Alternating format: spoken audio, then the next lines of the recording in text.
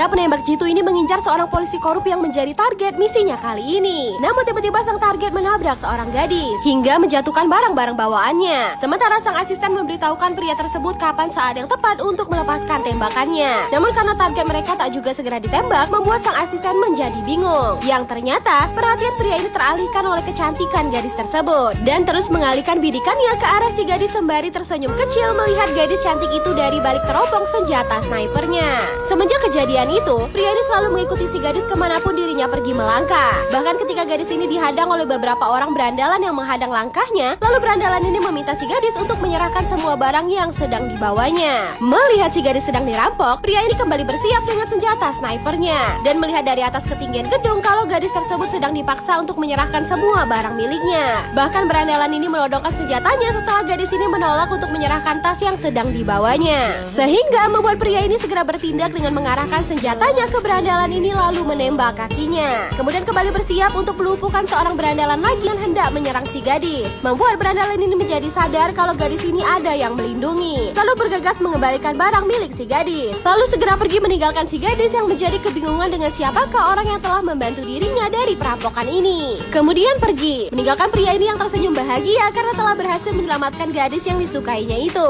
Gadis ini kemudian pergi ke sebuah perlombaan fashion show untuk menampilkan pakaian-pakaian yang telah dirancangnya. Sementara pria ini terus memantau si gadis dari atas ketinggian gedung dan mendapatkan semua info tentang si gadis dari sang asisten yang membantunya. Berkata kalau gadis itu bekerja sebagai seorang guru les dan juga kerja sampingan sebagai desainer untuk mempromosikan kain sari India di benua Eropa dengan mengikuti lomba fashion seperti yang sedang diikutinya sekarang. Namun setelah hasil perlombaan hari ini akan segera diumumkan, ternyata gadis tersebut tak mendapatkan kemenangan dan menjadi sedikit kecewa dengan kekalahannya tersebut. Yang kemudian pria ini segera menembak dan memecahkan sebuah balon sebagai tanda untuk menghibur si gadis yang menjadi semakin sadar kalau orang yang membantunya tadi tetaplah mengikuti dirinya. Gadis ini melanjutkan hidup dengan kembali mengajar anak-anak sebagai rutinitas hariannya. Namun tanpa gadis ini sadari kalau pria pengagumnya tersebut terus-terus mengawasi dirinya dari kejauhan. Hingga pada suatu hari ada salah seorang anak asuhnya yang menyadari hal itu. Lalu kemudian dengan berani mendatangi pria ini untuk mengatakan kalau diriku tahu kalau pria ini sedang naksir dengan gurunya itu. Berkata kalau gurunya itu adalah seorang jomblo, membuat pria ini menjadi kaget. Namun anak ini berkata kalau diriku bisa membuat agar kalian bisa melakukan PDKT, membuat pria ini seketika menjadi malu.